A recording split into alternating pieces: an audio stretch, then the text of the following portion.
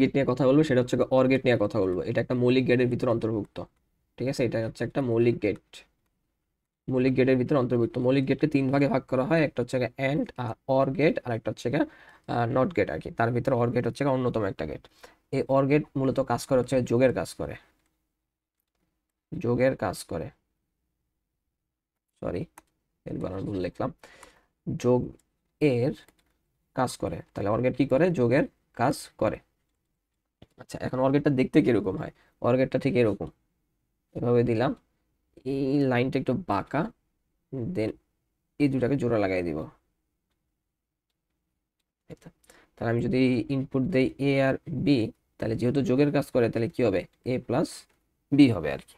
যেহেতু যোগের কাজ করে সেহেতু হচ্ছে এ প্লাস বি হবে আর কি। এখন যদি আমি এটা সত্যক সারণীটা দেখানোর চেষ্টা করি, সত্যক সারণী, সত্যক সারণীর ক্ষেত্রে প্রথমে কি থাকে? প্রথমে থাকে হচ্ছে ইনপুট, তারপরে থাকে হচ্ছে আউটপুট। আচ্ছা, যেহেতু আমি ইনপুট দিয়েছি হচ্ছে এ আর বি, তাহলে ইনপুটগুলো লিখি 0 0 1 1, 1 0 1 0। তাহলে আউটপুটে আমি কি পাবো? আউটপুট হচ্ছে আমি পাবো এ প্লাস বি পাবো আর কি। তাহলে আমরা আগের ভিডিওতে দেখার চেষ্টা করছি বুলিয়ান যোগের ক্ষেত্রে জিরো আর এক যোগ করলে কি হয়? এক হয়। জিরো আর জিরো যদি যোগ করা হয়, আচ্ছা একটু ভুল লিখছি এখানে, এই জিনিসটা এভাবে হবে না। এই জিনিসটা লেখার জন্য প্রথমটা দুইটা জিরো, তারপরে ওয়ান, তারপর হচ্ছে 0 1 0 1 এমনি যাবে আর কি। ঠিক আছে। আচ্ছা, এখন তাহলে এই যে জিরো আর জিরো যোগ করলে কি হয়? জিরো হয়। জিরো আর এক যোগ করলে এক হয়। ওয়ান আর জিরো যোগ করলে ওয়ান হয়। এক আর এক যোগ করলে কত হয়? ওয়ান হয়। এটা ছিল ব্যতিক্রমটা। তাহলে এটা হচ্ছে কি আমাদের সত্যক সারণীটা আর কি। ঠিক আছে, সত্যক সারণীটা। তো এখানে আমরা যে কাজটা করছি এটা বুলিয়ান যোগ করার চেষ্টা করছি। আমি একটু দেখাই দিই বুলিয়ান যোগ আর বিয়োগের নিয়মটা।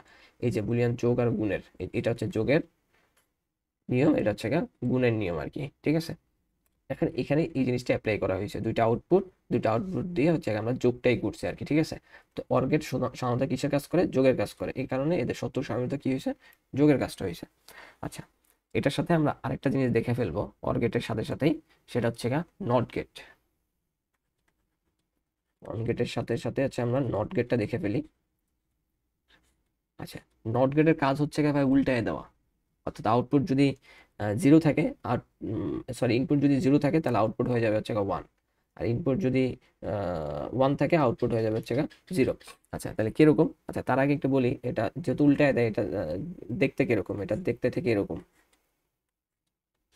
এখানে একটা গোল হবে আর কি। ঠিক আছে, এবং এটার ক্ষেত্রে ইনপুটটা সবসময় একটাই হয় আর কি। নট গেটের ইনপুট কয়টা? একটাই। যদি আমি এখানে ইনপুট দেই এ, তাহলে আমি এখানে পাবো এ বার বলা হয় এটা। ঠিক আছে, বার দ্বারা বোঝানো হয় কি? উল্টায় গেছে আর কি। ঠিক আছে, উল্টায় গেছে।